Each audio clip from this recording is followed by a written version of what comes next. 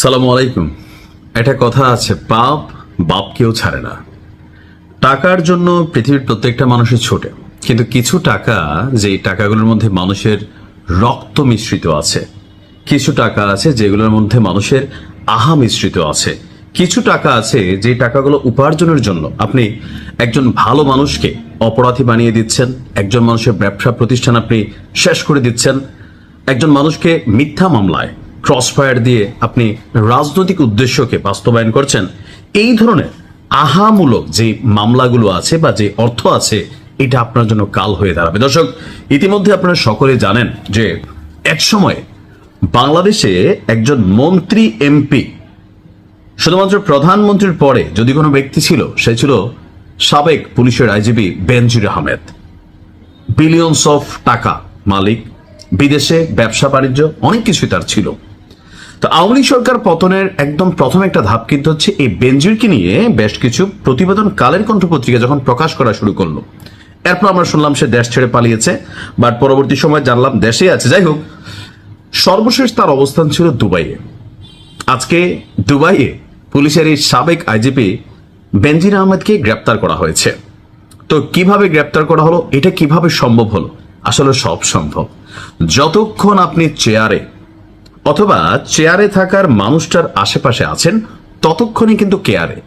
আর যদি চেয়ারই না থাকে অথবা চেয়ারে থাকা মানুষটা আপনারা না থাকে, তখনই কিন্তু আপনি বিপদে পড়বেন। অর্থাৎ একটা ছাতার নিচে আমরা সবাই বসবাস করছি। লাইক প্রত্যেকটা পরিবারের একটা ছাতা আছে, একটা রাজনৈতিক ছাতা আছে, একটা প্রশাসনিক ছাতা আছে।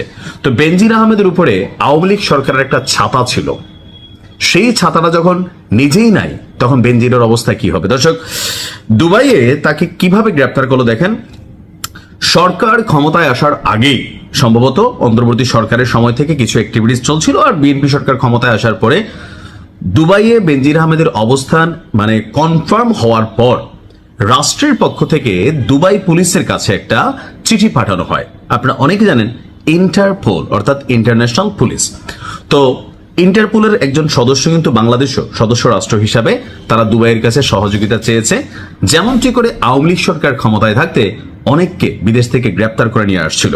তো তদ্রুপ সেই মুহূর্তে আপনার দুবাইয়ে অবস্থান করা বেনজিরকে মানে গ্রেপ্তার করে বাংলাদেশে ফিরিয়ে আনার জন্য সরকারের পক্ষ থেকে চিঠি ছিল দুবাই সরকারের কাছে। আর দুবাই সরকার বর্তমান সরকারকে প্রাধান্য দিয়ে তাদের সেই রিকোয়েস্টে সাড়া দিয়ে বেনজিরকে ইন্টারন্যাশনাল পুলিশ অর্থাৎ দুবাই পুলিশের মাধ্যমে তাকে গ্রেপ্তার করেছে।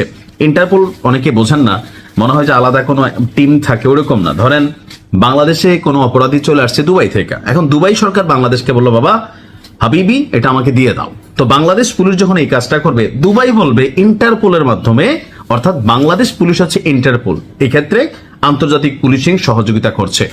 তো বেনজির সাহেব সম্ভবত তার যে অবস্থান ছিল, ওই তার যে বাসা, ওইখান থেকে নিয়মিত কোন পথে যাতায়াত করে গোয়েন্দা নজরদারিতে ছিল।